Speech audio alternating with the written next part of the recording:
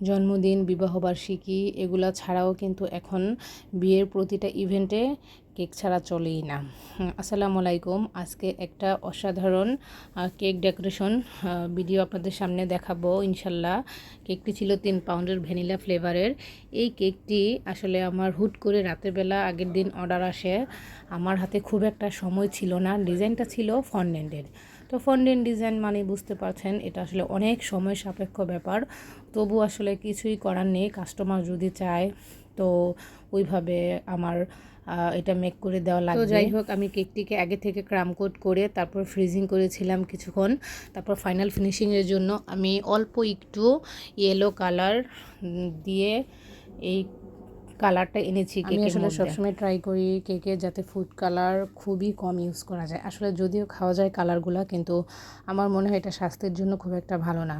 হ্যাঁ, যদি কাস্টমার বলে ডার্ক কালার করে দিতে, সেক্ষেত্রে আমি তাকে বলিনি যে ডার্ক কালার করলে কিন্তু কেকের টেস্ট একদমই নষ্ট হয়ে যায়, বা ওই রকম কীভাবে আসলে টেস্টটা নষ্ট না করেও ডার্ক কালার করা যায়। এই ভিডিও যদি আপনারা দেখতে চান তাহলে অবশ্যই কমেন্ট বক্সে জানাবেন, তখন আমি সেই ভিডিওটা করে দেবো আপনাদের জন্য। এই তো আমি এখানে যে ফন্ডেন্ট টপারগুলো বানিয়েছিলাম, একটা ডালার মধ্যে শাড়ি, 2টা ডালাতে মিষ্টি, কয়েক কালার কয়েক রকমের মিষ্টি। তারপর আমি এখানে মোটামুটি যা যা টপার্স বানিয়েছিলাম সেগুলো সবগুলো দিয়ে দিচ্ছি। ওই দিন আসলে ফন্ডেন্টগুলা এতটাই নরম ছিল যে আমার হাতে লেগে যাচ্ছে তৈরি করার পর। আর ওই যে বললাম না, টাইম তো আসলে পাওয়া যায় না।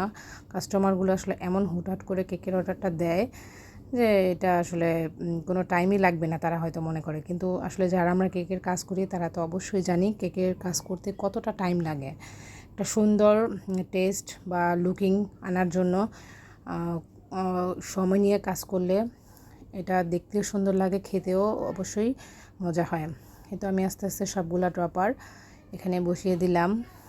2টা ডালা মিষ্টির ডালা, 2টা ফলের ডালা, একটা শাড়ির ডালা, একটা কুলা এবং একটা মাছ। যারা যারা আমার কাছে কেক অর্ডার করতে চান তারা অবশ্যই আমার কমেন্ট বক্সে, আমার হোয়াটসঅ্যাপ নাম্বারে বা আমার পেজ বা ইউটিউব থেকে যারা ভিডিওটি দেখছেন তারা অবশ্যই কমেন্ট বক্সে থাকা নম্বরটাতে মেসেজ দিবেন। আমার কেক ডেকোরেশন আপনাদের কাছে কেমন লাগে অবশ্যই কমেন্ট করে জানাবেন। আপনাদের মতামত আমার কাজের উৎসাহ দ্বিগুণ বাড়িয়ে দেয়।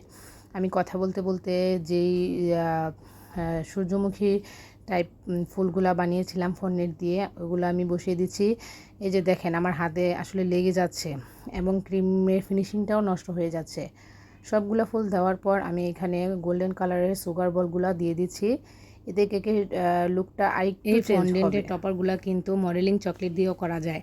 আমি মনে করি আসলে মডেলিং চকলেট দিয়ে কাজ করলে এটার টেস্টও ভালো। এই ফন্ডেন্ট কিন্তু টেস্ট খুব একটা ভালো হয় না, খাওয়া যায় কিন্তু টেস্ট হয় না। তো আমার ইচ্ছে ছিল যে এই ফন্ডেন্টগুলো আমি মডেলিং চকলেট দিয়ে করব, কিন্তু ওই যে কাস্টমার মানে রাতে যেই টাইমে আমাকে নক দেয় ওই টাইমে তো আসলে কেক বানানো পসিবল না। তো আমি সকাল থেকে কাজটা শুরু করেছিলাম আর নিয়েছিল দুপুরে, যার জন্য আমার মডেলিং চকলেট দিয়ে করা হয়নি, ফন্ডেন্ট দিয়েই করলাম। যদি আপনারা মডেলিং চকলেটের কাজ দেখতে চান তাহলে অবশ্যই কমেন্ট করে জানাবেন, আমি আপনাদের জন্য মডেলিং চকলেটের কাজ নিয়ে একটা ভিডিও করে দেখাবো ইনশাল্লাহ। এই তো আমার কেকের ফাইনাল লুক। আমার কেকের ভিডিওটা আজকে আপনাদের কাছে কেমন লেগেছে এবং কেকটি কেমন হয়েছে অবশ্যই কমেন্ট করে জানাবেন।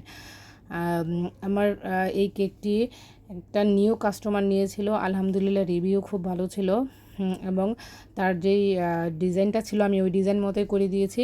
সবাই ভালো থাকবেন। আমার ভিডিওটি দেখার জন্য ধন্যবাদ। আল্লাহ হাফেজ।